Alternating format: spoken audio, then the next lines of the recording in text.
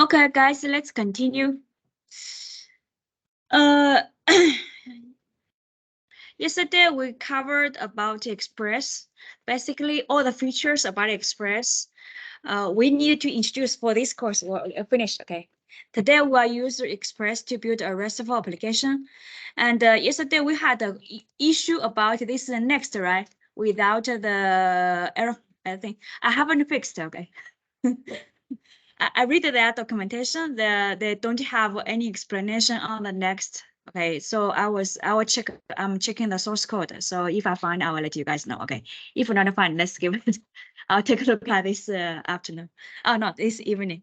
I forgot to take a look at last evening. Okay. Express. Today we will have a two-part information. One is REST. We will build a server-side application, and then we will introduce about DOM events. And later on, then tomorrow we are going to learn how to connect our front to our server side. Then we are ready. Okay. So what's gonna happen is let's take a look at the remaining lecture. Tomorrow we should be able to finish in the morning, and then I will introduce your project. Okay, give a example, and then also I will give you a real exam I used for last block. Okay, I plan to do the exam review on Monday morning. I haven't created the whole questions. Okay, so you can have the enough time to do the exam practice questions over the weekend. Okay.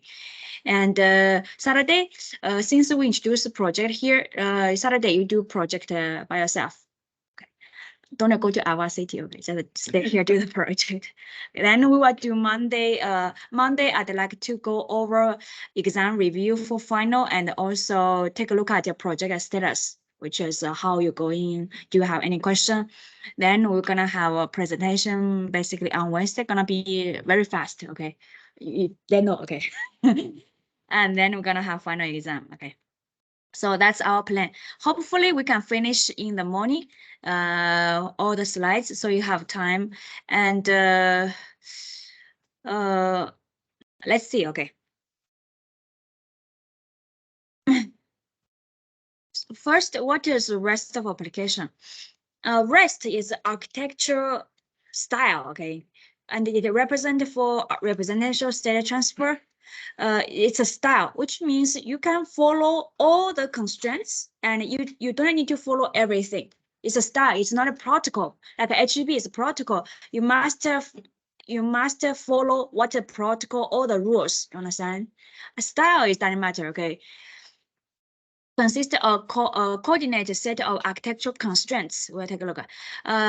It's first described in one doctoral dissertation, which is on UC Avery. You can still find the dissertation on this their website. Okay, this guy, and when we do RESTful application, it will refer to web services implement a REST architecture. So you will see RESTful and REST, right?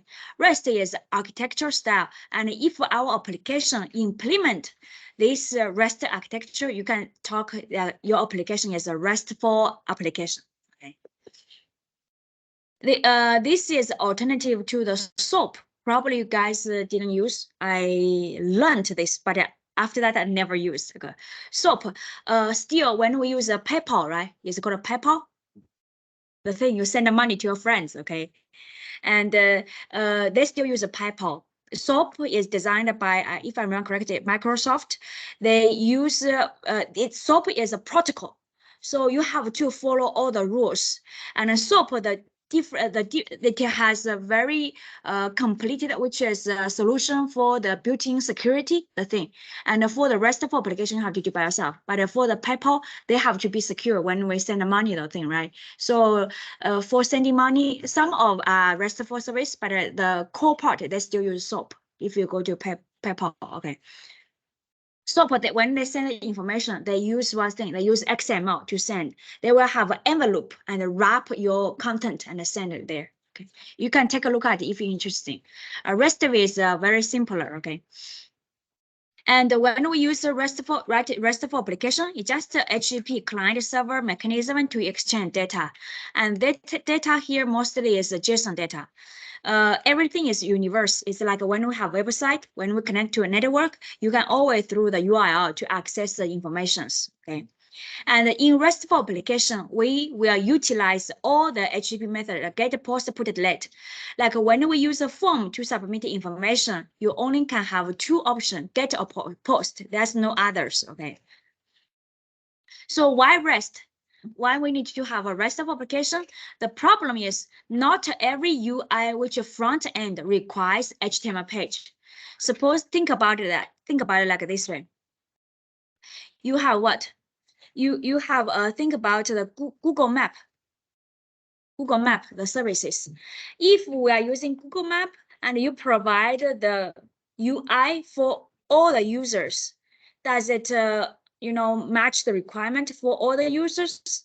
Because suppose you now I use Google Map, you display on my display on the phone.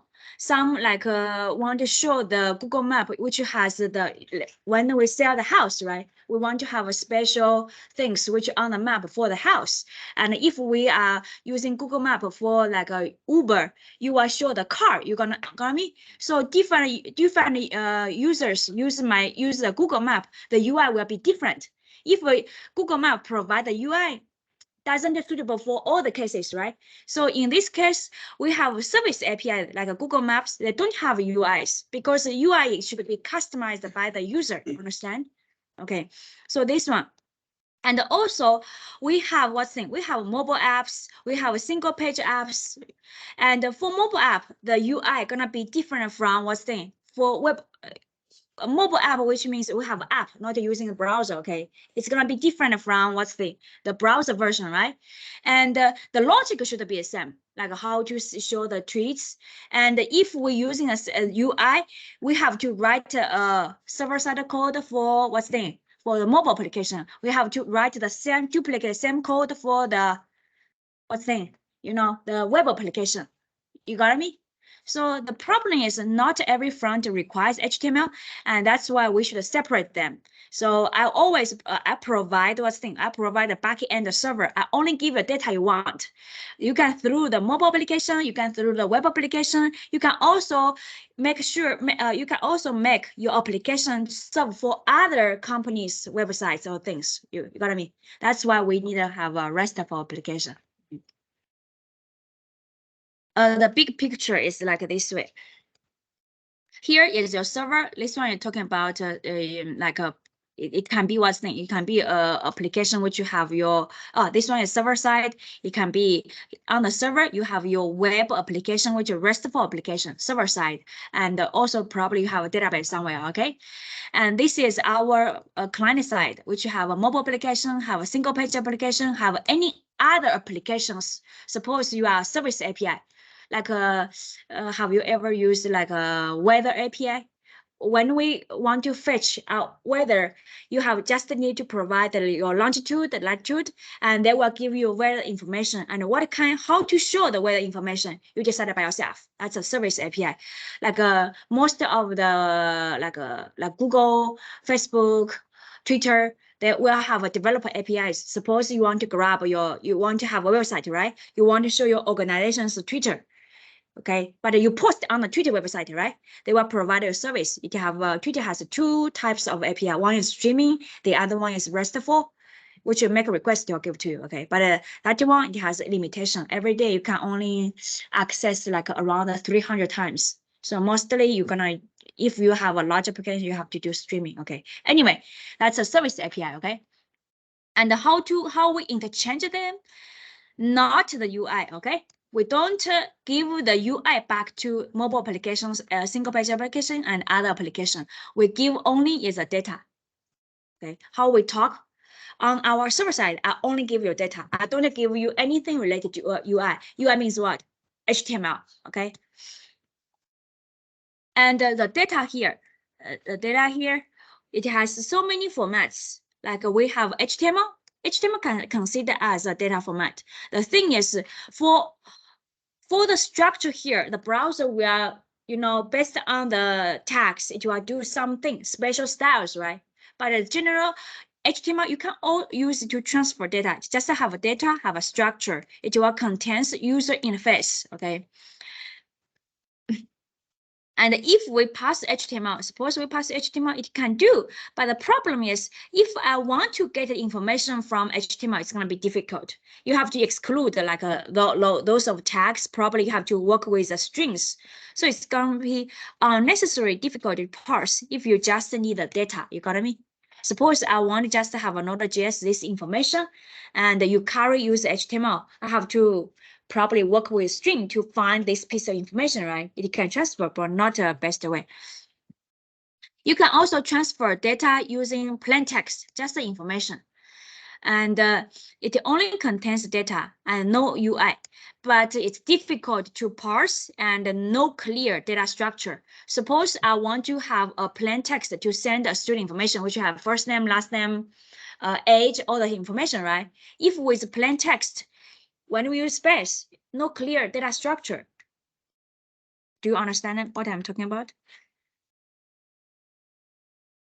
Suppose now I have information. I want to send users. First name, like a first name, which is John, and the last name is Smith, and then I have age is 20. If I want to send user plain text, you probably like a John Smith 20, right? And if I have a collection of users or students, how would you do? Like Edward, what's the thing? Some Edward, Jack, okay, and 30. Then if I wanted to go to the client side, I want to get all the username. How would you do?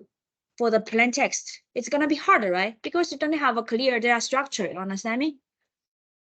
You will get all the string, right? I say I'll separate them using space. It's anyways difficult to extract information. And the popular tools is either XML or JSON. And JSON is more popular than XML nowadays.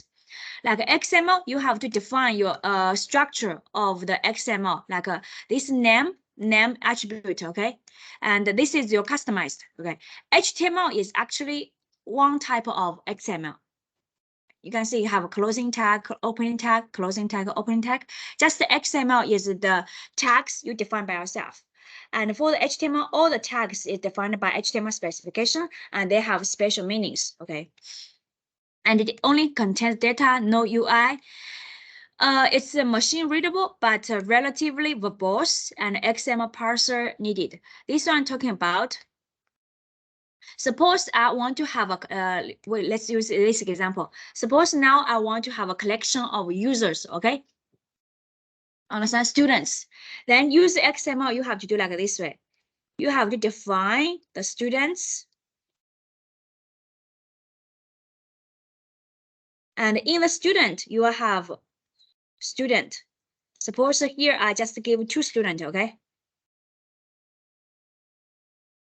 Use XML, you have to do like this way. And all the tags you define by yourself, you have to have a definition, okay? And then you have to have a first name and like a John, F name. And then we have L name, let's say it's last name, okay, Smith, and the L name. And in XML, you must make sure you have a nesting correctly, and you have to make sure you have opening tag and closing tag. It can have attributes, okay, the same as, but HTML is more tolerance. Age equals 20, like age. Like here, I have F name is Edward. F name. And here L name is Jack. Okay, you got me. Okay, I don't write everything. Okay, and here I have age. Okay, is 30 age. You got me. And if I want to have a collection of students to send it by XML, you have to do like this way. And take a look at what did it say. Relatively verbose. What did that mean? Take a look at the information. I only needed to have this part, right? And take a look at so many other payload add on top of it. These things, when we send it, you all count as the payload, right? Okay, it's count as the size, you know? Okay, the content length. But you can see all other structure information is bigger than my payload information I needed, right? So this one I'm talking about is verbose, okay? And also XML parser, which means in JavaScript, in Java, there's no built-in API which support you to grab John Smith 20, the information. You have to add a NAT dependency in order to do it. Understand? Okay, that's why we choose use JSON. JSON is much simpler. The structure very similar to JavaScript object, and it only have data, no UI. It's machine readable and concise, and it can be easily converted to be JavaScript object. This one talking about what? So for the same information, if I want to use JSON to carry, because we have multiple students, right? Multiple students using an array, okay? And we have each student using an object. Here I have two, right? Then we only have like a F name. Yeah, make sure you have quote, okay? John. Okay, have L name is Smith. Okay, and I have age. Make sure we have quote. We'll talk about it just later, okay? And the same thing, F name. And you can see here, payload is much simpler than this one, right? We just unfortunately we have to add some, okay? And you can see the array, and it's very straightforward if we know JavaScript. And most of a single application is to build a front side. Front side we mostly use a JavaScript word, you know. So see here, and once we get this data, JavaScript has a built-in API to convert JSON into the string, into JavaScript object. So you can use dot notation to access it, to loop it. You got me? Okay. That's why. The payload will be transferred as a string server to. Yeah, the whole thing has to transfer. Everything will be transferred as a string. Yes, it's not an object. So when we transfer later on, you will see when you call res.json, it will convert object into JSON string to us. Okay. Here we are not talking about this one is not what's the name? This one is not JavaScript object. This one we think is a string. Okay, JSON is a string. JSON is what for data format. Okay, string. Now let's go back to the architectural style. So we talk about REST, okay? And then let's take a look at what kind of constraints, if you follow, then you can consider your application as a RESTful application. It has so many, the first one is uniform interface. Everyone can be, it should be, okay. This one I'm talking about, every resource, we will have a URL to reach it. No matter we get, suppose we have application for what's thing, a student registration. We can get a list of students. Then you give me a URL, I will return a collection of students to you. So this one, individual resources are identified in request, which means every URL, every resource you want to serve to the user, you will have a URL for that. So far, all the websites gonna be look like this, right? And this one is important. Client and server. Separation of concern, a uniform interface separate clients from the servers. This one is same. This one is talking about this picture. Your UI gonna be one application, and your server side will only serve the data. Your client, this side, and the server side are separated. Okay. And this will have a very good advantage is, suppose you make a changes on the client, you want to touch your server side, okay? And also when you make a change to your server side, it won't affect the client side to use it, okay? Both of the application can involve at the same time, parallelly, okay? Next one, stateless. This is because a RESTful application or REST, okay, that it utilize HTTP. And HTTP request response, HTTP is a stateless, which means when we make a request to the client server side will never remember you, okay? That's why in yesterday we talk about a session, okay? That's one way. But here, when we do RESTful, we have another way, okay? Stateless, in RESTful application, on your server side, you should never remember the client context. Okay, when you logs in, right, on your client side, you should never have a map to say, oh, this user logs in, understand me? We don't store users information we don't store users login information on the server side, which means on my server side, I don't store if the user is logged in or not logged in. The server side don't store the information. We have to make it to be seamless. The client-server communication is further constrained by no client context being stored on the server between requests. So still, every request that goes to the server side, we are treated as a new request. Then how can we maintain the information, right? We see in the project, okay? It's called the JWT. You are using in your project, okay? Very simple. That one is out of choice or No. or it's just it can't happen. There's nothing. This one is the constraints. Constraints, yes, means you don't need to follow everything. Okay, but if you don't follow, you can still declare your application to be a RESTful application because that's a constraint. It's not a rule you have to follow. Okay, there's a model called I forgot the name. A guide which define a model which tell how RESTful your application is, because those constraints you don't need to follow, right? And he has a model define the levels how RESTful your application. If you follow this one, it's gonna be model 1, model 3, called the Richardson RESTful model or something. Okay, I forgot the name. And the cacheable, this one talking about a client can cache the response, and the server side can also do the cache if necessary. This one is not related to us. This one is talking about administrator level, which means a layered system. A client cannot necessarily tell whether it is connected directly to the end server or some intermediate along the way. This is how your application being deployed. Okay, this one talking about suppose this is our client. Okay, let me draw like this. This is my client browser, right? Not the only browser, it can be other third-party application. And this is the server. Probably your server deployed on 2, okay?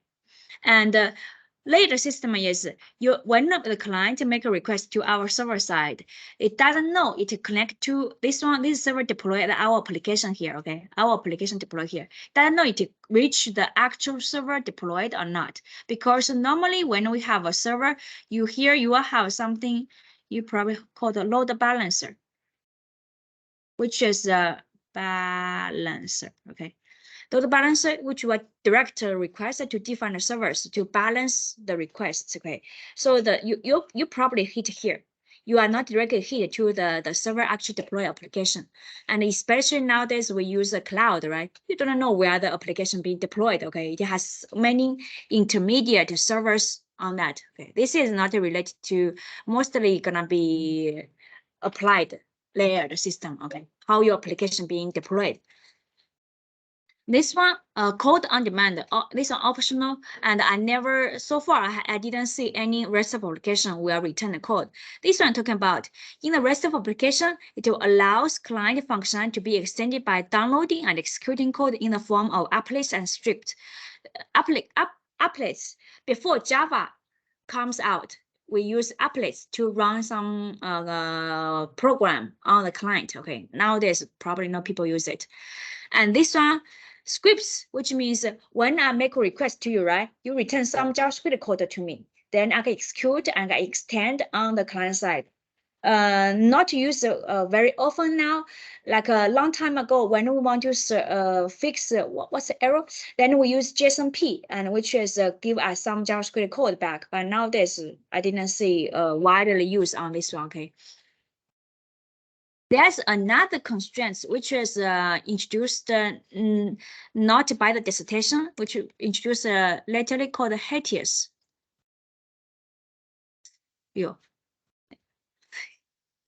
HATES, H-A-T-E, RESTful. This one, HATES, H-E-H-A-T-E-O-S. Okay, this one I'm talking about. For RESTful application, normally you're gonna have an API, something like that. But not every application applied. This one is a little bit difficult, tedious to apply the thing. Okay, let me show you. Okay.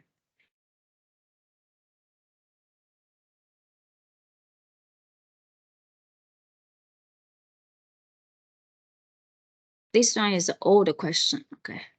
So when we do REST application, right? Normally, I will give you the API. I will give you what's the URL. I will give you what's the URL, what's the JSON data back. You got me? But when we, so you have to, suppose I want to do add a book or delete a book, you have to remember all the APIs in order to do that. But if we go to website like Sakai, do we need to remember suppose I'm on Sakai, okay. I logged in, okay. Do I need to remember the URL for this site and this site, this site? No, it will give me a UI to click, right? HTS is trying to make our RESTful application APIs look like same as you navigate on the web, which is he will give you some additional information along with the data back. So this is our data. Suppose I get the students, right? This data goes back to the client, right? He will give you something called the links. Different API, they will use different name, okay? In a link, he will give you an array, say, okay, if you want to get a single user, a single student, use this URL. And if you want to update a user, use this URL, understand me? So he will give you some additional links. So you can probably that's your next action you will do. That is, this part is called the HTS. And not widely used anyway, but it's doable. Let's go back. Resource. Here, when we talk about here, individual resource are identified in request. Everything on the server side will consider as a resource. The key abstraction of information in REST is a resource. So what is a resource?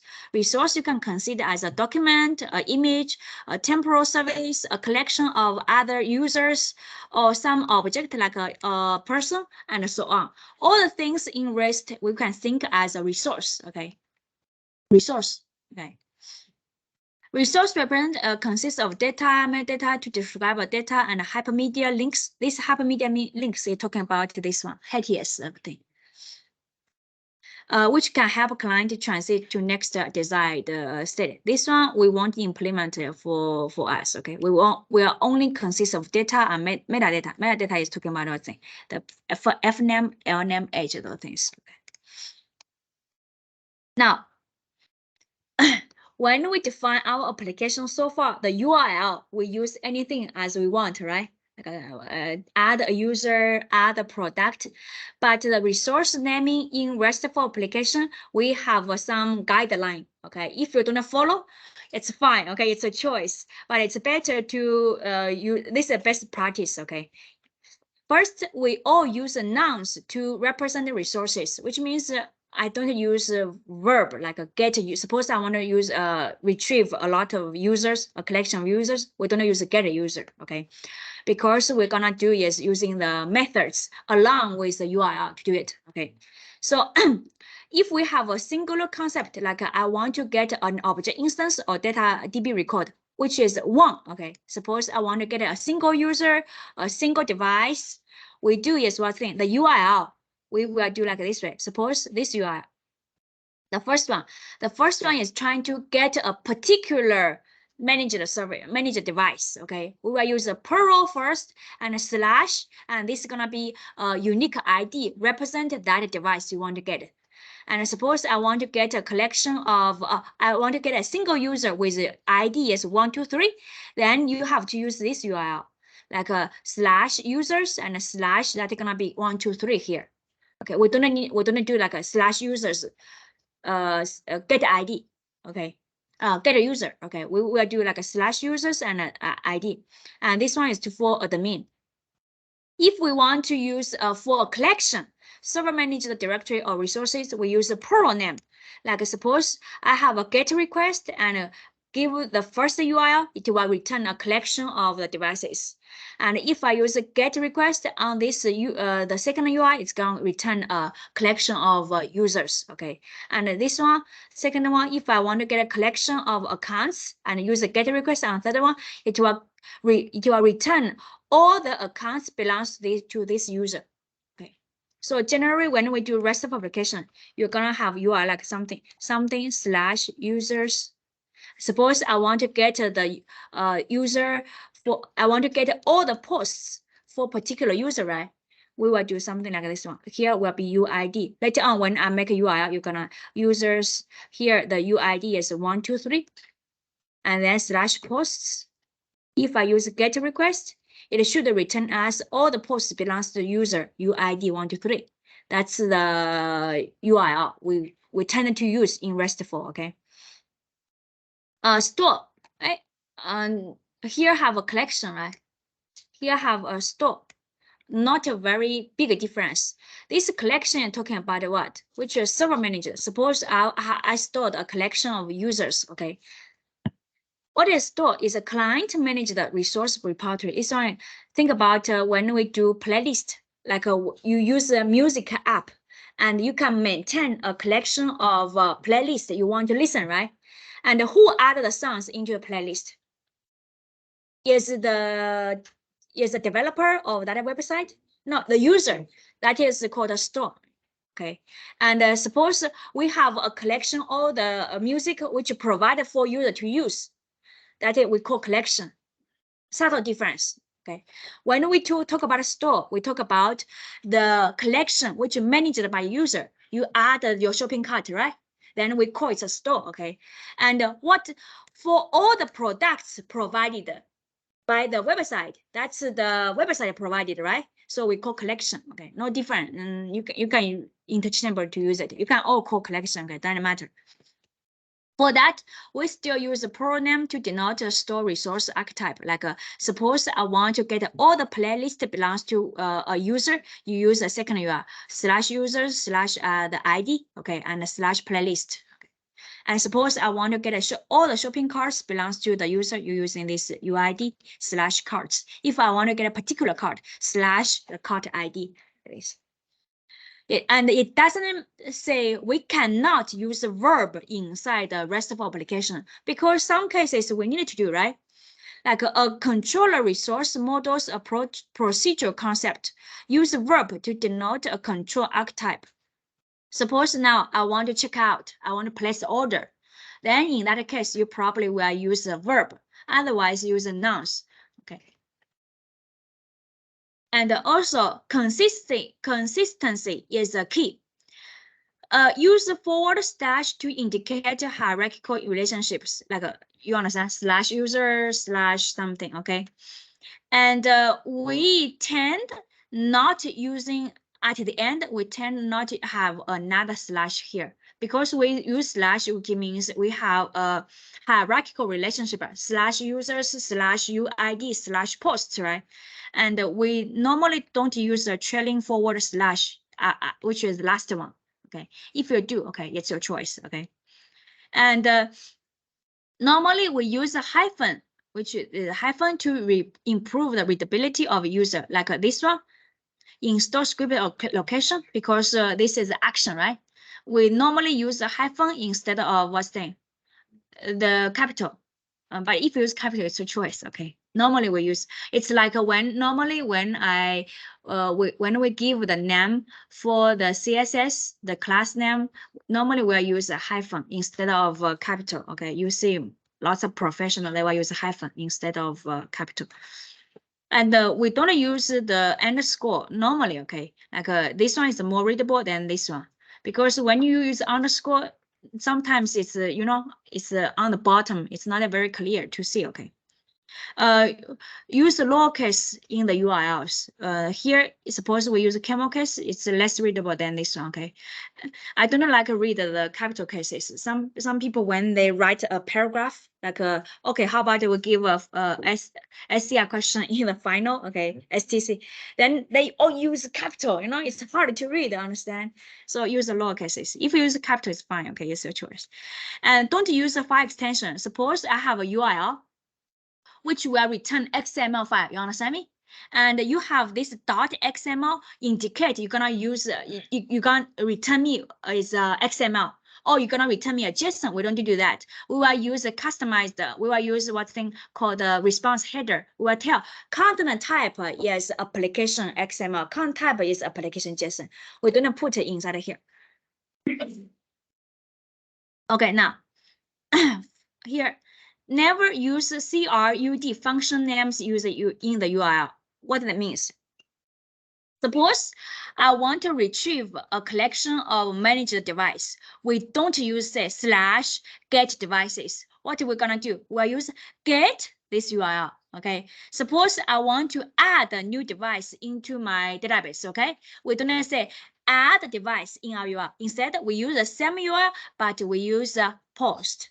And if we want to get a particular device, we don't use get device by user by device ID. That's what we name in a function, right? But here we use the singular URL, which is /device, and give you the device ID. We use get. Suppose we want to update a device based on the device ID. We're still using the same URL, but we use a put method. And if we want to delete a particular device, we use delete and the same URL. Okay, we will have demos later. Okay, we can have a query. It doesn't mean in rest of application you cannot have a query strings. You can still have query strings. Okay, you can use a query component to filter UI collections. Like here, when we use a get request on this URL, it means return all the devices, right? And suppose I say, okay, I want to have all the devices which region is located on USA. In that case, it's not suitable to have a hierarchical relation like /devices /USA. It's better you have a question mark question. Okay, region is USA, and you can have a region, brand, or sorting the thing. Okay, you can have query strings. Now, here. When should I use post? When should I use get? When should I use put, patch, delete? Okay, let me use this one so I can mark on it. Okay.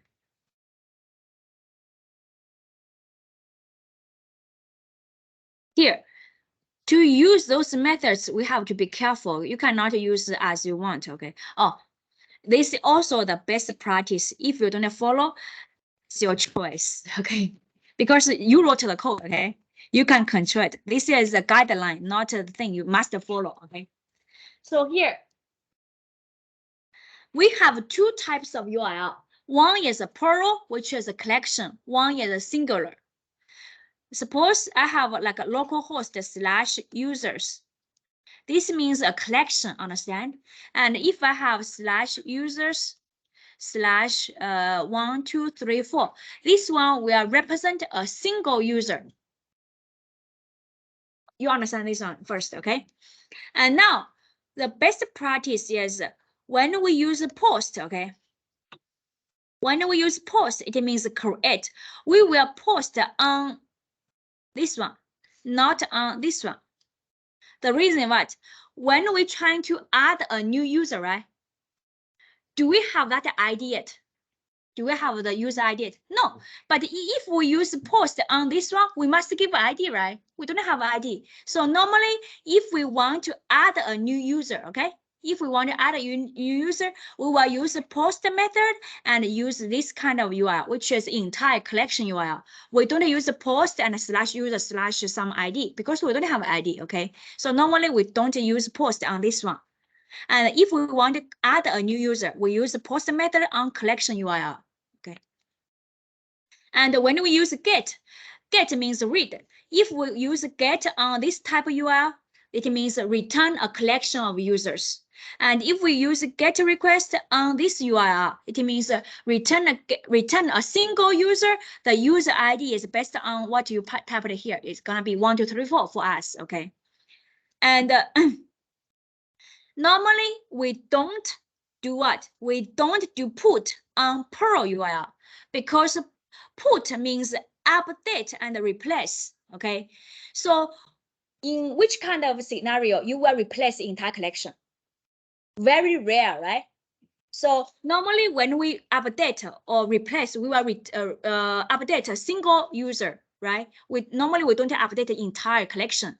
That's why when we use put, we normally don't use put on a collection of users because it means what? You want to update every resource in the entire collection of the one you provided. Sometimes I need to update list. Yeah, then you do it. Okay. If you have this requirement, you do it. Okay. If you don't have, generally don't do it. Okay. So unless you control the load, if you have necessary, and when we use put on the single user, if it's that, it's gonna do what? Update or replace. Okay. It's the same. So Okay. if you want to creating a new user, isn't the same as putting. No, you use the post and this one. Create a new one. You use the post and this one. Isn't the same as updating the No. list. It's different. In someone. No. When we do update, it means the ID already exists. The user's ID already exists. You already have a copy in the database. You just update the information. When we create a new, that means the user never existed in database before. You add a new one. And if we say I want to use put to add a new user, you do it, okay? Because that's a guideline. It doesn't mean you cannot do it, okay? Because you control the code. This one I never used, like a partially update. Generally, we don't use, okay? This one I never used, like a patch, which is partially update some information of the user. You can decide. And generally, we use get, put, the delete. Delete, generally, we don't do this one. Because if we use delete method on a slash user, it means what? Entire collection. Normally we don't use it, okay? Unless you are sure, okay? And if we do delete on a single user, just delete that user, okay? That's a guideline, okay? If you don't follow, it's your choice, okay? So those numbers 405, 200 are also guidelines, okay? Suppose like if I created one, right? 201, this status code means created. Very specific. You can return 200. It still works. Okay. Like a 404. Suppose I want to get a particular user and you give me one user ID. If I find it in the database, I will give 200. Okay. If I didn't find that user, then I will return 404. If I couldn't find it. Okay. Same thing for others. Okay. Oh, this one. Suppose I update a user, right? When I want to update the user information, and if you don't have any content returned back to me, you can use 204, means no content being returned. Understand? In a function, you return. Yes. Okay. If you don't have anything returned, you can use 204. Then 204 means no content returned. Okay. 200 is very general, which means everything is successful. Okay. Depend. You choose. Okay. Next one, we go back to JSON. Okay. We will have a demo and show you. Okay. JSON, which data transfer. If you want to learn XML, learn by yourself. Okay. Very rare to use because like when people if they you guys are young, okay, I'm old. When we learn Java, Spring, right? Spring originally using XML to do configuration, and since JSON is getting more and popular, right? Java, when you do configuration, we no longer need to use XML. We use Java class to do configuration. Okay, so like a young like developers like you guys, probably you won't have a chance to learn XML because we have all the alternative to the XML. Okay, like JSON. JSON is a lightweight data interchange format, okay? Like a first, or something, okay? It's a text format completely language independent. Like if we do Spring Boot, like go to WAA, we will use Spring Boot to build our server side. We still return JSON, okay? Language independent. Easy machine to parse and generate. Later on, we will show you. It will gonna have a built-in method in JavaScript to convert JSON into a JavaScript object and also convert the JavaScript object into JSON string. Okay. It's supported by all modern browsers. Replace XML. Now take a look at the JSON. JSON, the syntax very similar to JavaScript object. It's used to store and exchange data and replace alternative to XML. JSON is, remember, it's a string, okay? It's not an object, it's string. The syntax is very similar. Here is a constraint. A name value pair consists of a field name in what's that? Double quotes. JavaScript object, you don't need to have a double quotes. Like I have a first name, last name. You can use F name, like this thing, right? L name. But in JavaScript object, when we talk about, suppose I have a space called my name. Here have a space and you want to use it, then you must have a quotes. Okay. You can also use single quote in JavaScript object. You can also use single quote. But JavaScript JSON object notation JSON, you must use a double quote and followed by a colon, followed by a value. The value can be any JavaScript valid type, like can be non, can be object, can be array, can be boolean, can be string, can be number. Okay, but not a function, because JSON is to transfer data. Function is not considered as a data, right? We consider as behavior. So normally we don't transfer behaviors. Okay. Any question here? Okay, no question. Now here is a two built-in method. You can work with a JSON. JSON that parse. If I give a string, which is JSON string here, then it will convert the JSON string into JavaScript object. And on the server side, suppose I want to send a JSON object. I want to send a JavaScript object back to the client, right? You have to turn into a string. We use JSON.stringify object. Okay, stringify object. Then you will give me a string. We don't need to do this step because we have a response, have .json. It will automatically do for us. Okay. Now let's do a practice.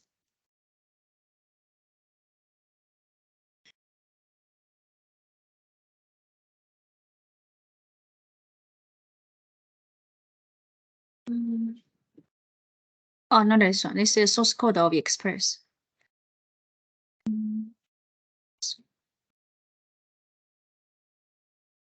Let me have a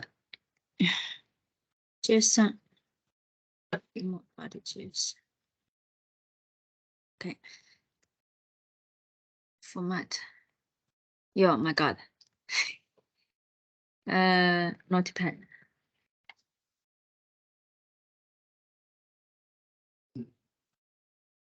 You still have. Oh my God. What should I do? Let me check here. Okay. Can replace it by white space. Oh yeah, that's a good idea. Let me try one more time. Okay. Yep, this one. Oh, because it's a string.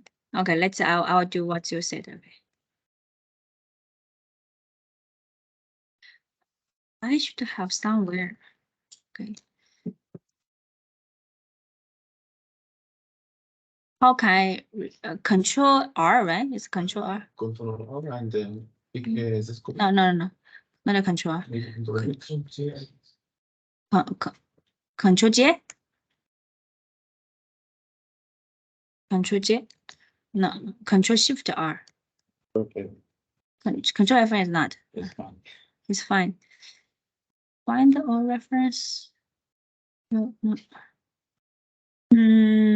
Format. Just Oh, change all occurrence. Okay. Hey. Format. Let's say, okay. Okay. What I want to do is like this way, okay? Suppose this is a string, right? With this string, how can I get the title? I want to get this value. With this string, this is string. Is it easy to get this value?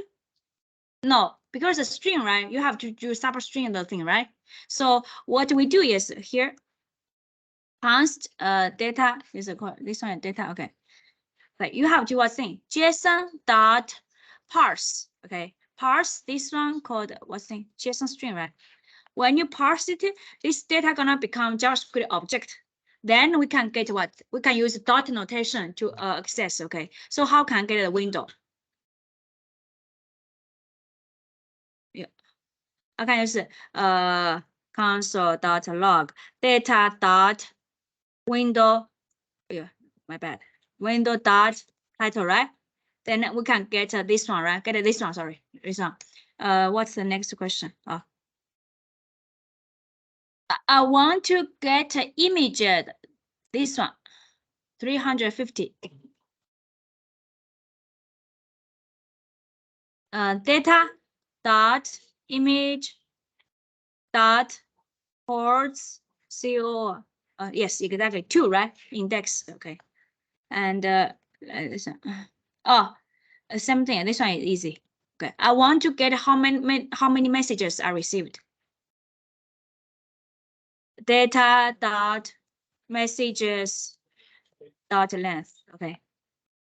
Got this. And that's I want to get the Y offset of last image. Y offset, this one, of last image, last message. But here we know it has a 4, right? But in real, it can have 5, can have 6, okay? But I want to get the Y offset of last image. How would we do? You can do data dot messages.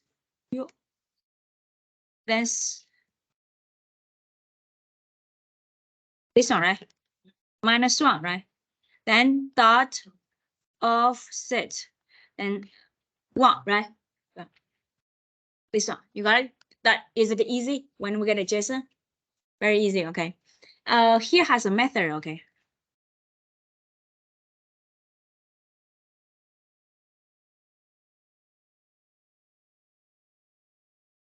Let's show you.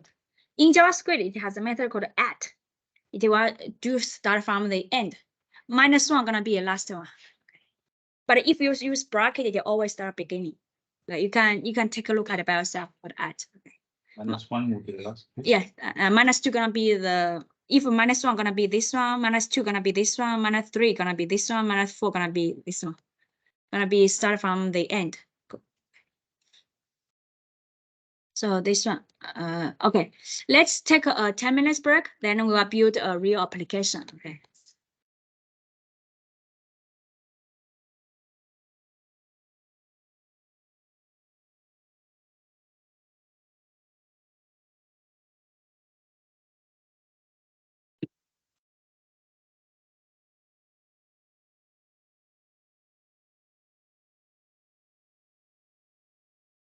When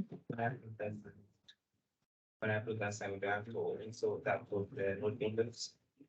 Oh, wait a minute, which assignment? The last service. You, So that have to also include the node builders and the git. Or can I just no, not the modules, you shouldn't. When you submit your code into GitHub, don't commit everything in node modules, because that thing is the libraries we can download online. It's like a Maven. We just npm install. Okay. For yesterday, a friend, Mm. I want to call the 2 pages from English. I can just call put for the link like this. Yeah. Why is that? I don't understand. Oh, show me the scenario you want to see. Because for I mean in pure HTML we have to give the relative part, right? Yeah. Yeah, but when we use node, why the relative part didn't work, and it just worked like that way. It's fine. Oh, you are trying to use the relative parts from here. Let me see what. Oh, plus is only to find the folders. Okay.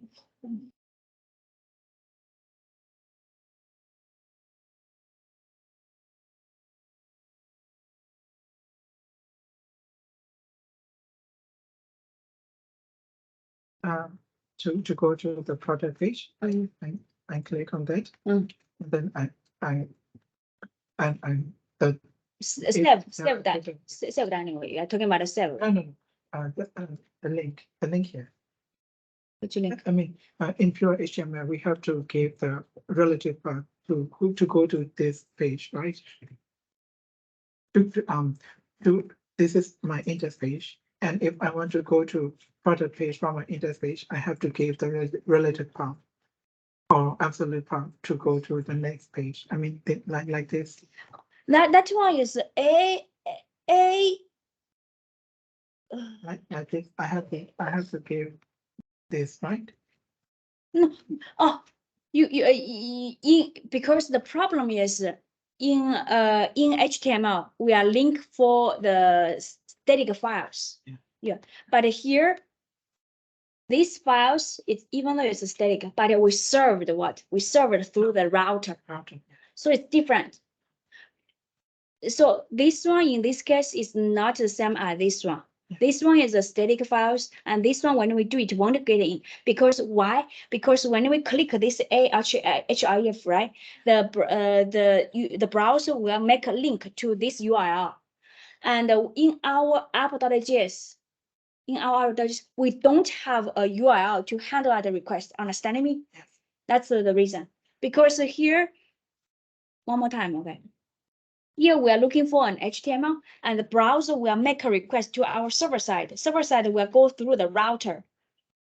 And the router, we don't have a serve for this URL. That's why it failed. So just give the route and then it will go to the desired page, right? Yes, you have to through the router, which is through this thing, and send the files. Because the HTML in this case also not considered as what thing? It's not considered as static files. They actually, because what's happened on our server side, we send this file to you. It's actually served as a dynamic files. It's different from this one. That's why dynamic, because here it's looking for the URL. Looking for the URL in our server side. No problem. Okay, no problem.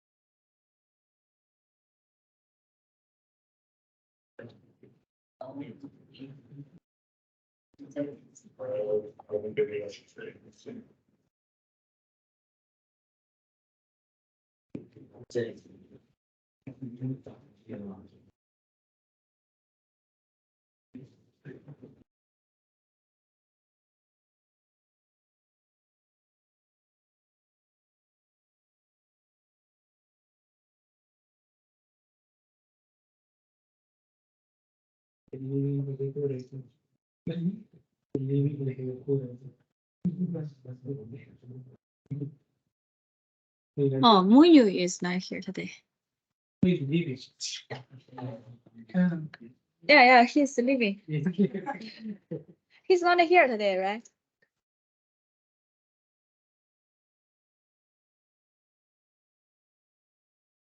Oh, Nahom is here. Dam. Not here. The guy who will always ask question. Online. Oh, okay, you're here. We missed your questions.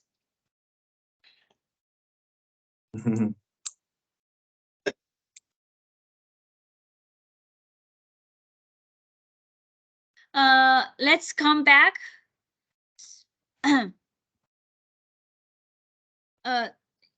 For the remaining lecture, before we talk about DOM, okay, it's gonna be exercise to write a application, okay. And first we have to learn a design pattern, which is in web application, not part of the GAN for the 23 design patterns. MVC, you guys learned already probably. It's all about the separation concerns. We will have a model, which is standing for M, views gonna stand for V, controllers stand for C, okay? And in terms of our Node Express application, what's gonna do? We do have models. Models is, we learned about a class, right? Class student, class product, those, okay? Represent data in your code, work with the data, like self, fetch, all the things. For us, the views is what? We don't have HTML. The views, we just think about it as a JSON. Okay, the JSON data we send back, that's our view. Okay, because we don't have view, we are RESTful application. And for the controller, we have to through the routes and the controller we think as together. Okay, we will see in a minute. It's gonna be the main idea is split across middleware functions, connect your models at our views controller. What kind of views we're gonna send it back to the client? Your controller will controls, okay? From controller, you will also receive information from the request, and you will call the method from the save or search, save or fetch from your models, okay? So if we work RESTful, we will not be views there, right? Yeah, we just think of the JSON is our view. The data we send back is our view, okay? You also, no. We don't have, because we all the view, everything is on the front side. Okay, tomorrow after we learn, we will do that side. Today we only return JSON back. You may contain some logic there. Okay, so what's gonna happen? We're going to build a website which deal with the product. Product gonna have what? Gonna have a save, gonna have update, gonna have find all, find by ID and delete by ID. Okay, we'll do one by one. And it's the same as our project and also the exam questions. We're gonna use the what's thing? The in-memory database, which is array. Okay. And then we're going to have our controller. Controller will deal with our server, the model, okay, which we will call our APIs in the models. And we will also have our routes. Routes controller, we are kind of like together. We just separate route, just will delegate all the requests to our controller to do, okay? And here you will see all the export dot. We don't use module. Okay, that's the shortcut. Then in our app.js, we will use our routes. And meanwhile, we'll have 404, we'll have the 500. Okay. And now let's take a look at the code from scratch. I don't explain. I will write from scratch to show you guys. Okay. So first, let me close this one. I'll do later. I have REST demo here. And I will have this part here and have all our testing the thing. Okay, that is our.js, right?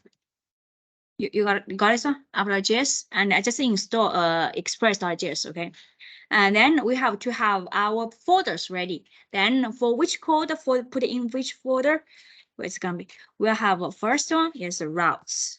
Okay, and the second one we'll have what's thing controllers. Okay, we don't have views, okay, because we just return JSON. And we do have one more called models. Do you remember models? Okay, like what kind of models, like a class diagram, you have to deal with the models, right? Here, the one we will do is called a product. Okay, product. We will deal with the CRUD on products, okay? Meanwhile, since we are using in memory, I will have products. This is our products here, okay? For the products, we're going to have what's thing? Product. Okay, this is our product. Product going to have a title, like a title, or what others. We can give a title and price, description. Okay, okay, description. Okay, and okay, let's have an ID here. The ID can be assigned ID, can be, you know, on my server side, I increase the ID one by one based on what you want. Okay, suppose this one is assigned ID. For assigned ID, you have to be careful because assigned ID, when we save, we have to check if it's already exists or not exist. You understand me? You can also do what? You can also do like the generated on the server side. Okay, like here have a late ID counter equals 1. Okay, start with 1. Okay, so when I give ID, I don't do anything for here. You can say this start ID equals ID fine. Okay, this start title equals title. You know, this start price equals price. Okay, because this is not an optional description equals description, right? You got it? And let's write a first functionality called save. Now, for the Java class, we talk about, for JavaScript class, we also have what? We also have instance method and static method, right? But for the save, normally we don't use static method. We will based on this object, I save it. You understand me? Later on, suppose I want to do a thing. Fetch, get all. For get all, do I need to have instance? No, so in this case, we normally will have a static here, got it? And for get all, very simple, return what? Return these products, okay, get all. And for the save, what I'm trying to do is the client will give us what thing? Title, price, description, right? Okay, then I will have to generate the ID for it. So here I'll use this dot ID equals ID counter plus because after I use, I will increase that one and I will send it back. Okay, then I will do what? I will save this one into products, right? How you do it? Okay, push this because how will I call this save? I will use product dot save. Got me? Later on, how I call this method? I will create a new product and I'll give a title like suppose it's ABC or HP. Okay. Then I'll give a thing. I'll give a price is 111. Okay, I will distribute good. Okay, then I call dot save, right? So this keyword inside when I call this one, this keyword represent what? New product. You gonna me? Then I assign another ID to the new product, right? Then this will represent something which have a ID is 1 at first time. Title is HP, price is this one, and description this one, right? Then this keyword, understand? And it depends, yeah. For the constructor, you need to pass the ID as well. Yeah, doesn't matter. Yes, you have to pass. You can give a none. You got me?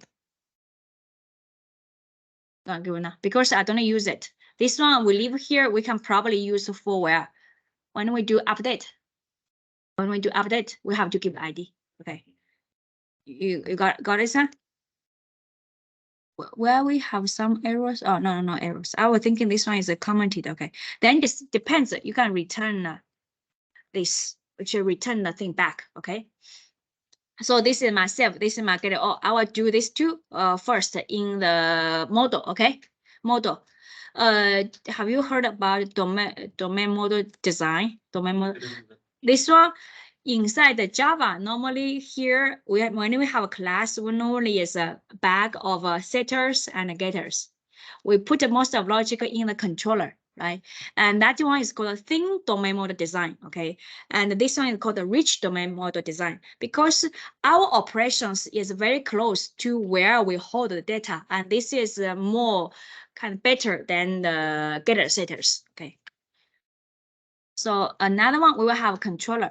Controller is when we have a call here, it will, let me make a route first, so you understand the controller better. So in the, we'll have what thing? We'll have a product router.js, okay. Okay, and in the app, let's finish this one first. Product router, my bad. I tended to put it here. Router will require and then routes for the router.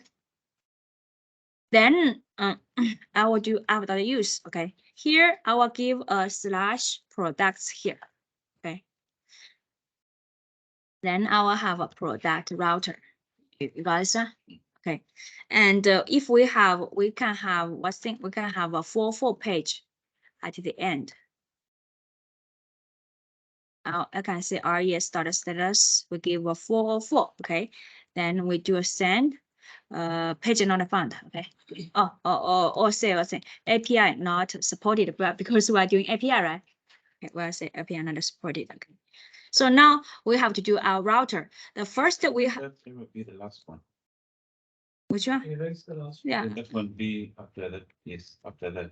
yeah, it doesn't matter for this case, okay? Because at this case, it's going to stop at, that, I'm not sure this error of something. No, this one have error, it won't, okay? This is error, only through error go here. Okay. No, it won't. If you switch this two, for this case, doesn't matter, okay? Generally, we'll put the error at the last. In our product, we have a save, we have a get all, right? So we have to have APIs to support them, right? For the save, what do we do? Based on our guideline, which UI we should use? For save, we should use a post on the Pro URL, right? So here, we will do what? In our router, we'll do first, make sure we have that thing, okay? Equals require a thing, express, right? Then we will have a const router equals what thing? Express dot router, okay?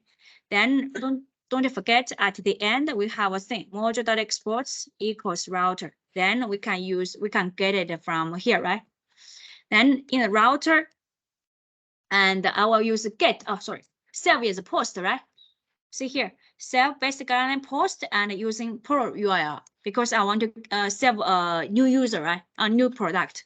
Post, since here we already have products here. So, and for the post, the URL is not optional. So what do? We do like this way, okay? Then we will have a thing. One way we can do is we have a handling here, request, response, next, okay? Here we can do what thing? Here we can do is const product equals require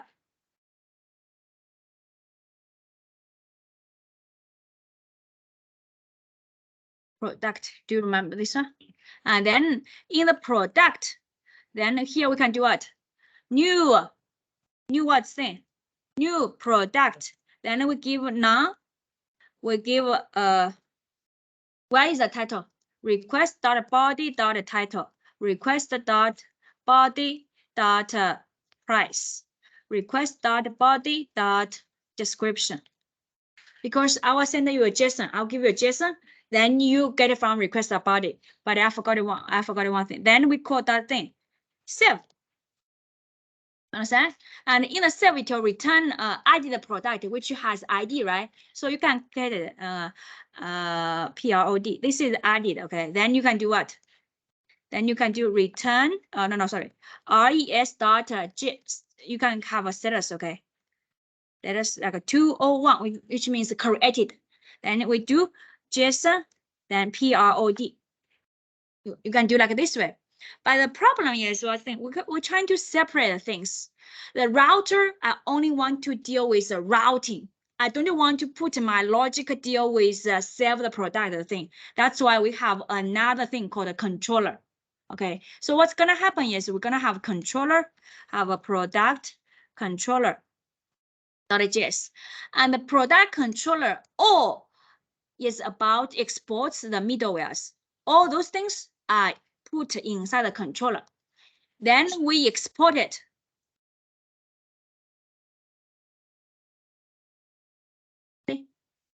I export this self and which is a middleware. Okay, here, this is my middleware. This is middleware is what? It's a function, right? And what I'm doing here, previously, the module, previously, this export is an empty object, right? And after this line, what's gonna happen? I just have an object which have a self and the value is what?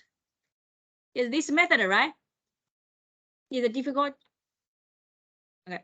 If it's difficult, work with it, okay. Here, I forgot to put it back. This one has to be put it here, right? Because I use product here, okay. And when we do, okay, when we do like this way, eventually by default, it will return module.exports, right? And did I change this one to, so when we do this line, it is still point to the empty object, right? So eventually I'm gonna return what thing by default, return an object which have a self property. The value is this middleware, okay? So here in the router, I'm going to use product controller, which require, how can I get this product controller? Here I'm in the router. Up, right? And go to controller and go to product controller. Then this part, I'm going to do what? This is an object, right? Which have a self that thing. So I'll do like this way. Ask a question. Can I do like this way? It's going to call. When we do that, it's gonna make a call to this one. But when we use post, we expect to be a middleware. Middleware means must have a request, response, and next, right? So you cannot make a call, okay? You just pass the reference to that method. Because here you expect to be middleware. This is a middleware, right? But when we call it, it's not a middleware. It's gonna be undefined. Okay. So don't call it here, okay? Do you get me? Okay. So same thing we will do for the get all. So same thing for get all, exports dot get all. Or you use a fetch all, something as you like. Suppose I call fetch all. Fetch all is also fine. Then I have request, response, next. How to fetch all? Product is a class, right? It has a static method called what? Get all. Okay, you just call it dot get all. Okay, this gonna return an array to us, right? And we will do what? Res dot JSON. This one. Got me? And then we'll change our router. Router, how to do it? Router dot get. Sorry, my bad. Get. Because here I already have a slash products. Okay, we still work with the Perl URL, and we do product controller dot get all. I took fetch all, right? Fetch all. Then we are done. Okay, then we can do a test. Okay, let's do a test. For the testing, we do not have a form. So to test the RESTful API, we have to install a new software called the Postman. Okay, it has so many there. Okay, I just pick a Postman. Okay, and let me see if I download. Oh, I didn't. Okay. Oh, I installed it. Okay. What's gonna happen is download this one, click next till the end. Okay. No need me show you. Okay. You are already better than me on this one. I have this one. Okay. Probably I didn't install it. I forgot. Because we have to give a JSON. Okay. We don't have a UI now. UI gonna be tomorrow. Okay. Tomorrow we will do UI. So skip. You can sign in. If you sign in, it will remember your history. So later on when you test, you can use that one. Okay. But I forgot my password. How can I remove it? Anyway, the UI gonna be look like this way. Let me start my application.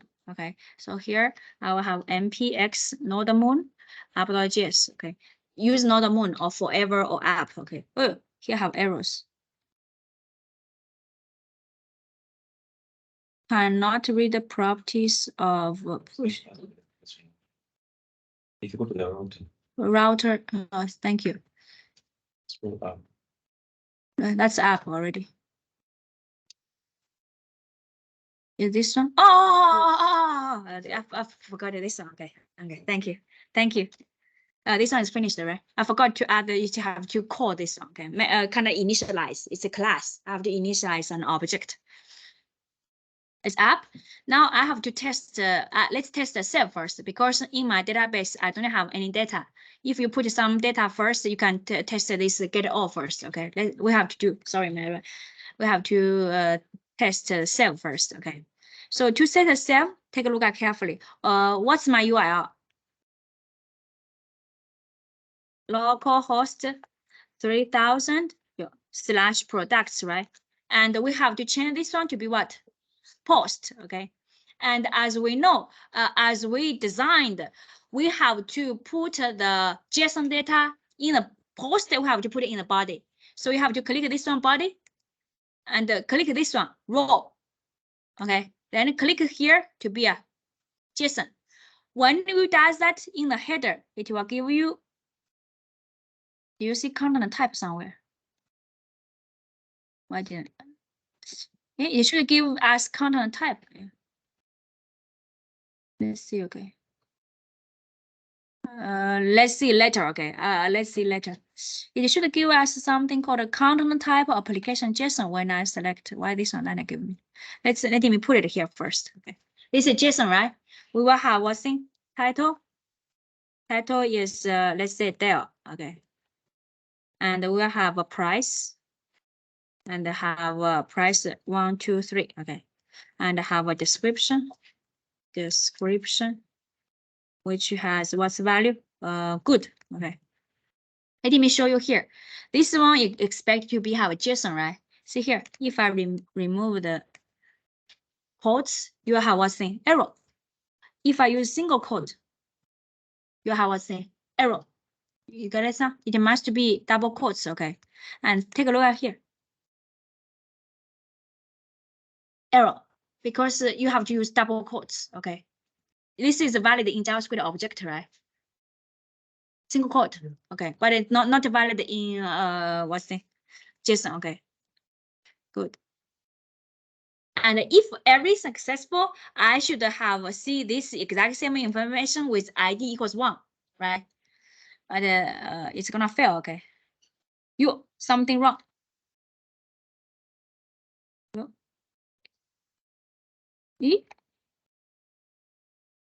Okay, if something wrong, okay, this is another problem.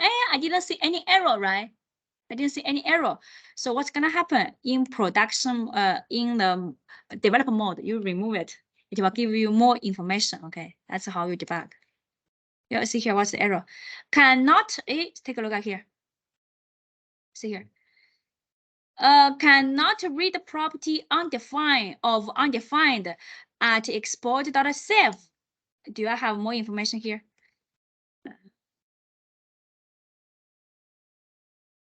Let's take a look at it. See here. Yeah.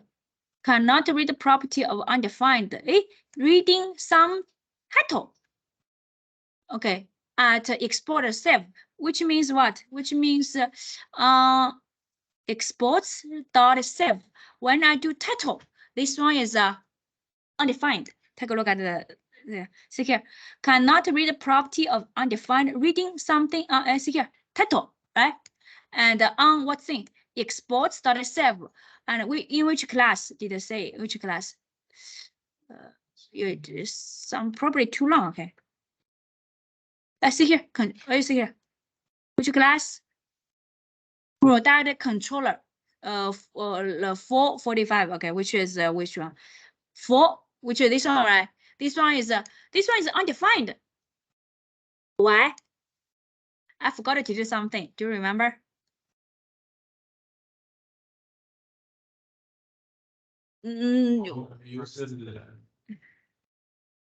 JSON. Okay, you cannot use URL encoded because now we are using JSON. Okay, I forgot this one. Do you remember yesterday When we use URI encoded, because we use a form, but here we are not use a form, right? You have to use JSON, okay? Now let's send. Do you see here? Now successful. Then we can make a GET request to see if it actually save into our database. GET, right? The same URL. You get, see here is an array has one more. If we add one more like a HP, the price is 333, and we should give a good grade. How about save? You have 2 included, and here when we send, you have 2. Okay, that's this one. Do you want to practice a little bit? I'll give you this code to you. Then because we haven't do what's thing, we haven't do update, we haven't do delete, and get a single one. Do you want to practice? If not practice, I can write it from. Oh. Okay. So how about, so now we have to do a thing. Get a single product. How to get a single product? Do I need to have an instance? I want to get a particular product, right?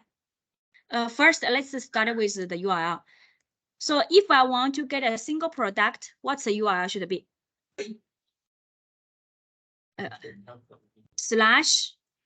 /ID, right? Okay. Then we will go to product controller dot get product by ID. Okay. This name you name because the function, okay, you name as regularly. Okay. Only the URL we just using a nonce. Okay. Then in the product controller we will do what's thing exports dot get a product ID. You can also use the module dot exports. Export that is shorter. Okay. Then here return what's thing middleware. Okay. And here, do I need to have a new product? Something. Get a, because we already get an ID, right? You can do you can just using a product dot get something product by ID. I pass an ID here, right? Where is the ID? How can I get this value? Request dot params dot ID. You didn't practice this today, okay? Suppose here I use a PID, then here you have to use what thing? PID, okay? Params. We talk about query. When we talk about query params, that's where you use, okay? So in my product, we have to have a static method called this one and pass an ID, right? This one gonna be easy, right? Const result equals products is array, find P, okay, PROD dot what's that? ID equal. Let's see this one, okay.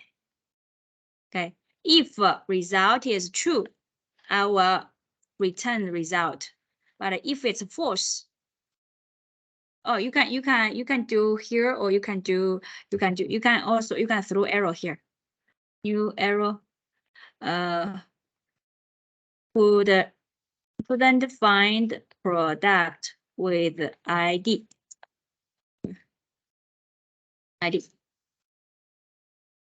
Okay, got this one? Okay. This is easy, right? This part. Because the product is an array, right? How to find? You use the product ID to compare, right? Then we will get it here. So here what's gonna happen? We just do what thing? res.json. Like this way. Or there's another way you can do is what? Another way is here.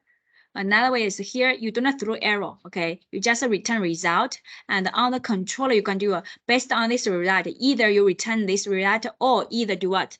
Return 404 product not found. You based on what you want to do, okay? And here I just rely on my arrow handler to do everything, okay? So do you understand me? Okay. And then here you can do what? You can do like send what's thing? Send the err dot message. Then it will show this message there. But it will give you 500, not 44. Okay, you want. So let's take a look at. Okay, did I finish everything? Yes. Okay. Take a look at it here.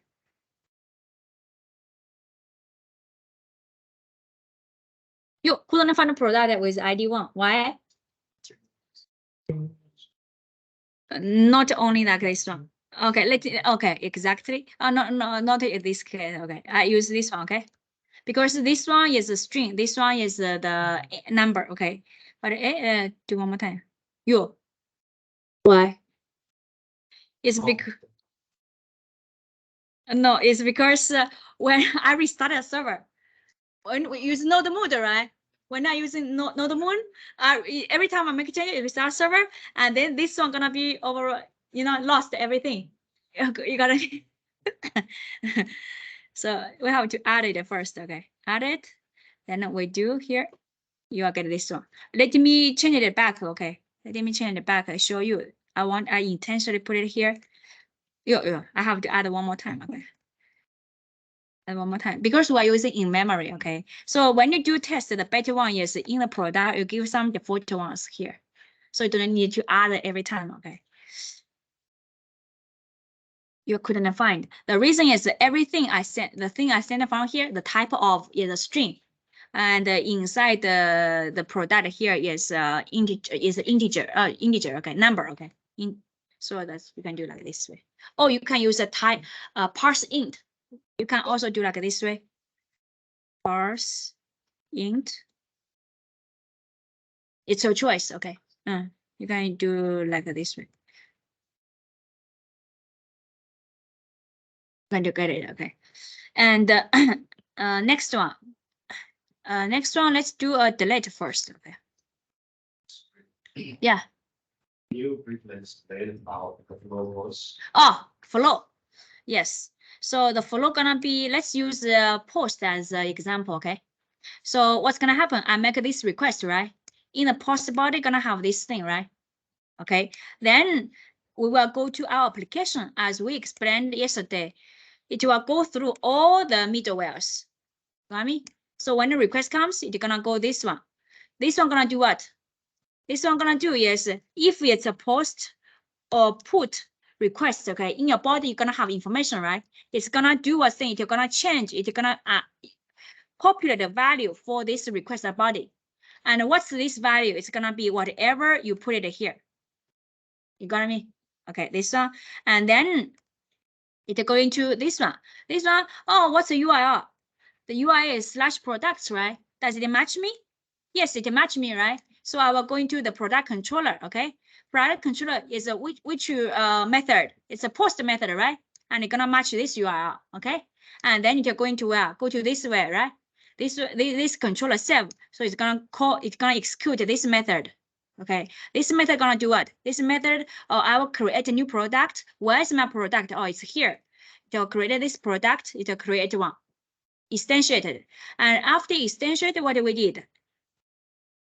We call save method. And then in my product, you have save, then you're gonna call this method.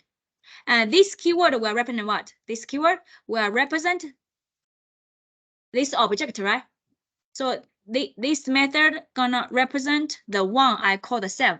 So it's gonna have what's thing. Title is going to be HP, price is 333, description gonna be great. So here, this gonna have that, and this line is doing what? I will add another property called the ID. The value is 1. This line, okay? Then I push this into this array. Got it? Let me copy this line to here, okay? This is what we call, right? So before this line, this keyword will equal to what? This keyword going to equal to, no, empty. This object, right?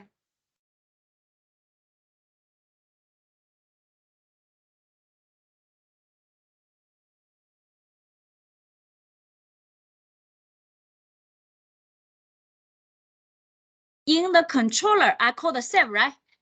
So here, this keyword inside the save method gonna be equal to what? Equal to this object, right? this object gonna become like this, right? You got me? And after this line doing what? This line is doing what? Here I have ID. What's the value? 1. And after I 1, I will increase this one to be a 2. Okay. Then I will push this gonna become what? This gonna become this value now, right? I push this one to this array. Then I return this. This is what? This is this one. Okay. When I return, it's gonna become the product value, right? Gonna become which value is going to, in our case, gonna become this value, gonna become this PROD. Gonna become this value, right? Then I response status 201 JSON, and the PROD gonna be this value, goes back to the client. So here, inside of here, you will see here is a 201, see here. That is because the status code here, I'll give a 201. If I don't give, it's gonna be by default is a 200. Okay. Other flow is the exact same. Started from app.js, then go to app.js, go here, then go to product router, then go to controller, go to the product. When it returns, it goes back to here, then you response JSON. Here the exports, is it pointing to the product object? This one? No, I didn't say go to product. I say it's the same as this one. Okay, because I didn't expose equal to something, which means this export cell equals to the same as module export cell. Just a short. Okay.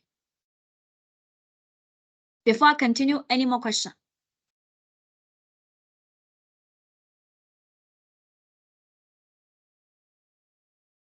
Where?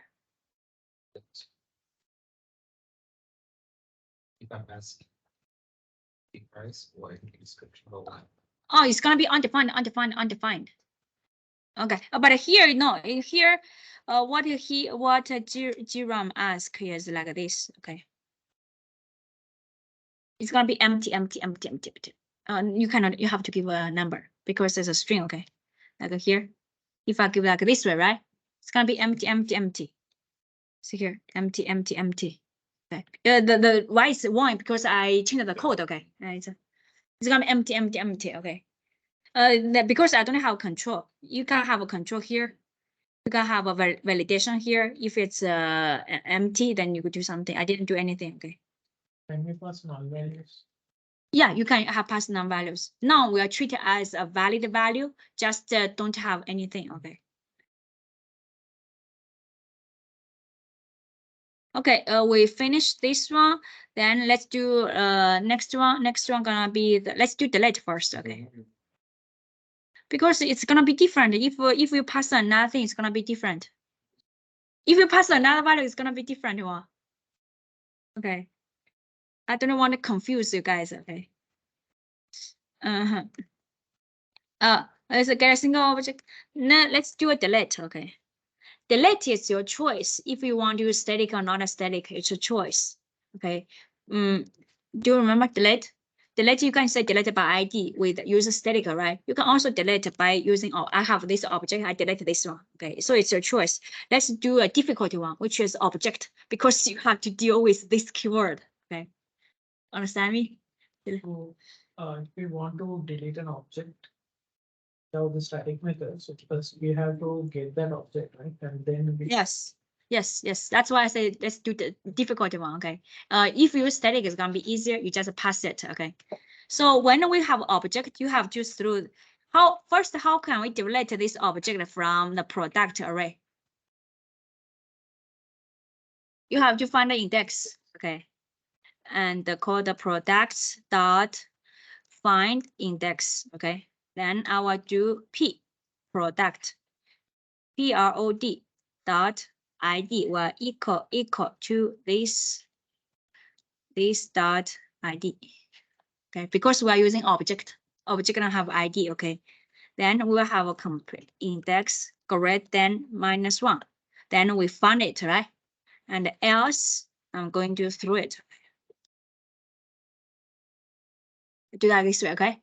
And if we find it, then we are in array. It has a method called the splice. Okay, That method called splice. And splice is a very powerful method. It can add new things. It can delete some things. Your index. I forgot. Index and 1. This one tell from where you deleted how many. Okay, I deleted 1. Okay, then with the splice, does it return or not? Oh, you don't need to have a return. It's gonna modify on the original array. You can do a thing. You can do a filter. You know, filter gonna return array, right? Then you can assign back to the products. Okay, it's your choice. So we will do like this way. And let's practice this one, which doesn't have anything returned. You understand? I don't have anything returned, right? Then we can practice this one, which is we can practice this one, like this one, no content. Okay. You can just do like this way. Let's go over. Let's here. Exports dot delete delete delete by ID. Okay. Response next, right? Then I have to call product. I have to, because this is what's thing. This is a delete is an instance method, right? We have to create an object. You understand me? This is instance, right? We cannot call product.delete, right? We have to create an object. How to create a new product? And we have to give ID. ID is from where to get. Take a look at. If we want delete, we have to use delete on a single one, right? So our router has to be like this way. Route.delete. Then I will do something done. ID, right? Then we will give product controller.delete by ID. Okay. So the same thing to get what's thing? Params.id. And you can pass for the remaining, or you don't need necessary. Because if you don't pass, what's the value for the price, title, and description? Undefined. And you can pass no. Okay, you can pass anything because we don't use it. Okay. This one depends on you. Okay. What you can pass no. No. Okay. You can also leave it. Leave it gonna be undefined. No matter what. In our delete method, we don't use it. In our delete method, we don't use we only use the ID. Okay. So you can leave it, or you can do like that. You can just do like this, also fine. Because JavaScript, you don't need to pass values for the arguments. Okay. After delete successfully, we just we did res.json. Oh, sorry, status 204. No content. No content returned. Okay. Let's try try those. Okay. So first, we didn't test this one, right? Let's call del 99. Okay. And good. This is add, right? Send add. Okay, add another one. HP. 22. Great. Okay. Let's add Apple. 33. Great again. Okay. Great 2. Yeah. Great 2. Okay. Add 3, right? Let's get it all. No, this is get a particular product. Okay. Let's get all. This is get it all, right? All works. Let's get a second one. Still can get it, right? Then we do delete. Delete, what's the URL? Same as this one, right? But the method is gonna be delete. Okay, delete. Okay. Let's see. Okay. Yeah. Probably if I did. Oh, I have to. Yeah, my bad. You here. See here. Sending request. How can I cancel? Cancel. Let's see here. Okay. Take a look at. It's been deleted. The problem is where you guess. This one. I only give status. Yeah. Let's have end here. Okay. It's a keyboard like loading there. Okay. Let's try one more time. Okay. Apple 1. Okay. Let's add one more. HP. Add one more. Okay, I will get all the products. Let's delete the second one. Okay, second one. You have this one 204, no content. Okay, if you don't want to have a content, you can do like this way. Make sure you add an end. Okay, or send nothing. Okay, otherwise it's gonna be hot in there. This is one. Last one is update, right? Also easy. Okay. Update is we have to, when we do update, we must have what thing? ID. Okay, so we can do update. Take a look at our URL. Update, we have to use a put, and we have to go through this one. Put on the single item. Okay, so we're going to do first, we start router dot put, and still same with what thing? ID, right? And we have a conduct say update. Okay, just do an update. Okay, and update we will also have a JSON, which is the thing we want to update it, right? You got me? Okay, so here we will go to controller ports dot update. It's called update, right? Update. It's better. Oh, when you write the let's see, homework, copy paste. Okay, in the exam it's tolerant. Okay, if you have updated here and if you have updated too, it's fine. Okay. Yeah. Oh yes. Unfortunately. Okay. Update. Should I use instance method or should I use static method? Update. Instance. Update is similar to save. Okay. So here we have to have a product. Okay. Well, should I get a product ID?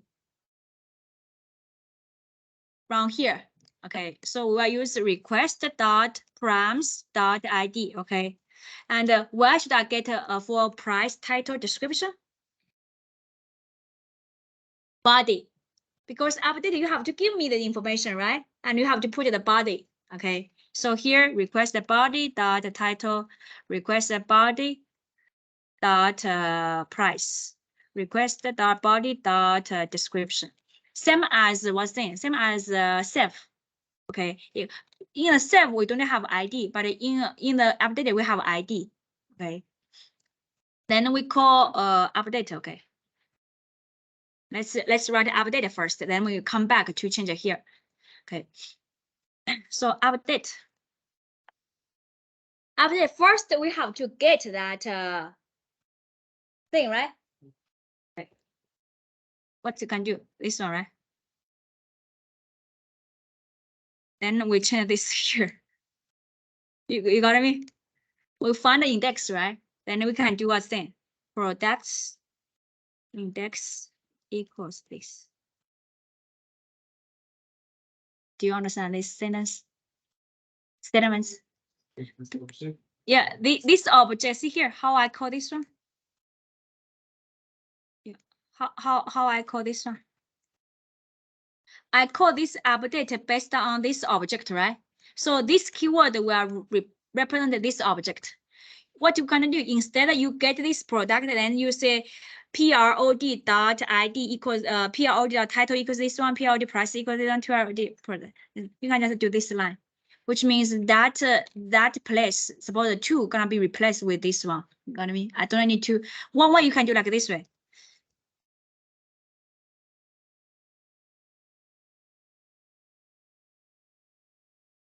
Here, products index. Then you can do what? prod dot title equals this dot title. You got me? prod dot the thing equal this one, which replace, you know. Then one simple way you can do like this way. And this will keep, we only have one ID, which is the exact same one, right? All others gonna be the one you give. Okay, now. There's one problem with this one. Suppose you only have a title, so you didn't give body, you didn't give price and description, and you expect to be the same as the database already stored, then you're gonna lost, okay? Here we do extreme case, okay? Do you get any? Okay, so we'll do an update here. Did we finish it? Oh, we haven't finished anything. So here depends on what you want, okay? So like when we delete it, we didn't return anything. And if we update it, you don't want to return anything, right? You can do the same as what we did, which is here, 204. update, because if update is failed, if update failed, you will go here, right? Here normally with in other cases, if they throw errors, it's gonna go where? It's going to go here. Okay. So now let's do an update. We have to start from scratch again. Post product. Okay. Let's up Apple 3. Okay. Grade 2. Then have a Dell. Have C6 grade 3. Okay. So here we have 3 products, right? Then we will do an update. Here to update, still the URL is this one, right? Which ID you want to update, okay? And then here we have to do a thing, put, because in our router we give put here, okay? Let's see, okay. Put, then we have go to body, go to role, and make sure you have a JSON here. In the JSON here, you can give ID, but I'm gonna not use it, okay? So we give a title. One is what's the? One is HP 22, great, right? We'll change something else, okay? Title, we will have I will have advanced HP, okay? HP.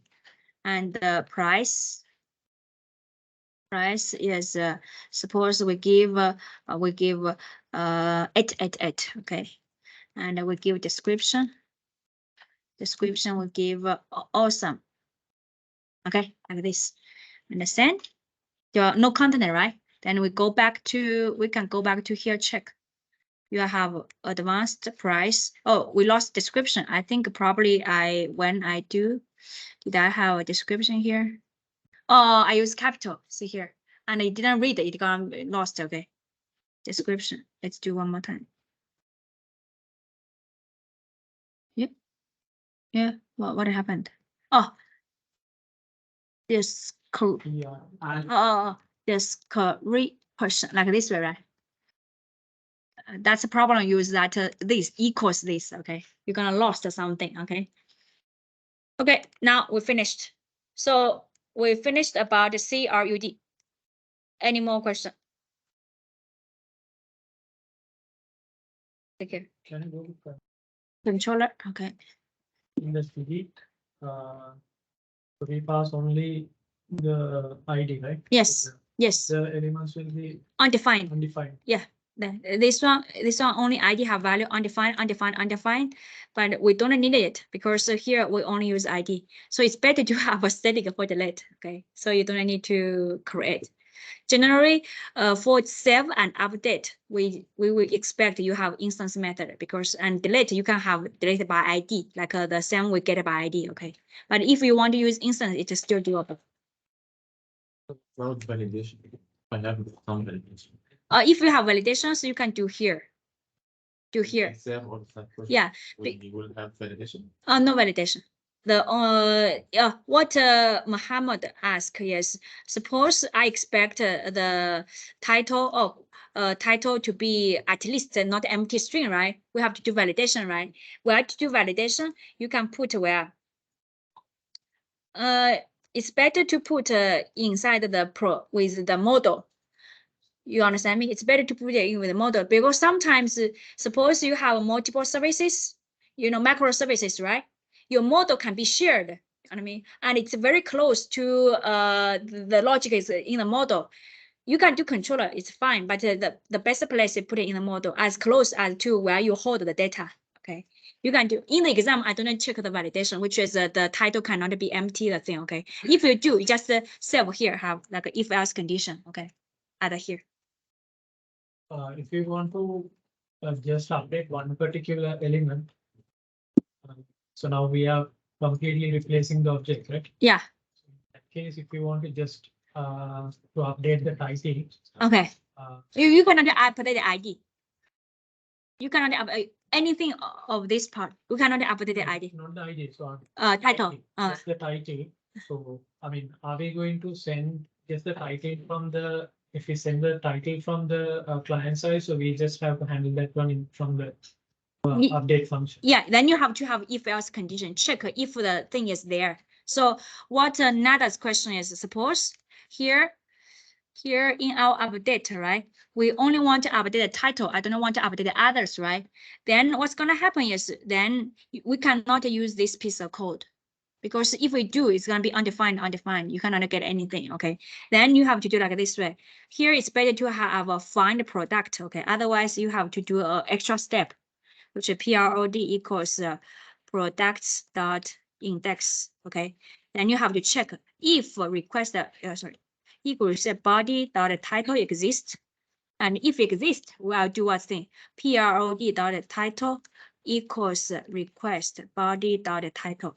Then you do the same checking for the price descriptions. If it exists, I will update it. Otherwise, I do nothing. Okay, let's try this one. Okay.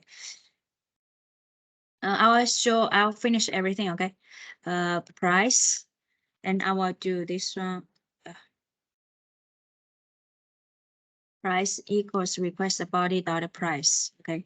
And the last one is if request dot body dot description. Okay, then if we will have a PROD dot description equals this one. Like this one, okay? And let me check. I started, then we will do a test. Suppose we have a post there. Only one, I just updated this one, okay? It's a one, okay? I just have this one, then put, send. Are you cute with? Oh, sorry. Should I use this? Sorry, my bad. This, sorry, my bad, okay? Lost it. Yeah. My bad, okay. I'll make sure I have a semicolon. Then do one more time. Post, one, go put, 2 or 4, right? And then we go to get, okay. You have advanced, but this one remain the same. Okay, so if you want to more advanced, you have to do extra work. Okay, that's how to do. This one is a very simple one. Okay, you got to do like this way. Any other questions? Okay, perfect. We finish half of the lecture. Okay, we finish. Then we have to lecture in the afternoon too. Afternoon gonna be prepared for tomorrow's lecture. Okay, just very simple. If you understand, if you don't understand, difficult. Okay, so we already finished till here. Okay, later on, in the afternoon we will finish this part, and tomorrow we're gonna build a full client. We'll have a server side, we have a client side ready. Then you are ready. Yeah, you finish. I finished. You are prepared for the exam project. Yeah. Okay. Professor, do we have something else for authentication and authorization? Because in the That's advanced. We will have authentication in the project. Okay, we don't have authorization. If you want to do, you can go to EA, WAA, MWA course. We don't have time to authentication in the project, not in the exam. I mean, in the content tomorrow we will take. No, we don't do it. Well, just in the project, I will show you how to do it. Okay. School is stateless, right? No. So in that case, any third party can call this API with data. So how? That's the authentication he is talking about, authentication authorization. Okay, we will see a little bit in the project. And for you have to go to, this is fundamental goals, okay? And you see, we have to lecture in the morning, afternoon, it's too much, okay? So it's very simple, actually, very simple. You go to MWA, EA, WA, all will teach you authentication authorization. I'm not sure about the EA, okay? Let me, we will do an authentication in project, okay? But authorization, you have to go other courses. They won't do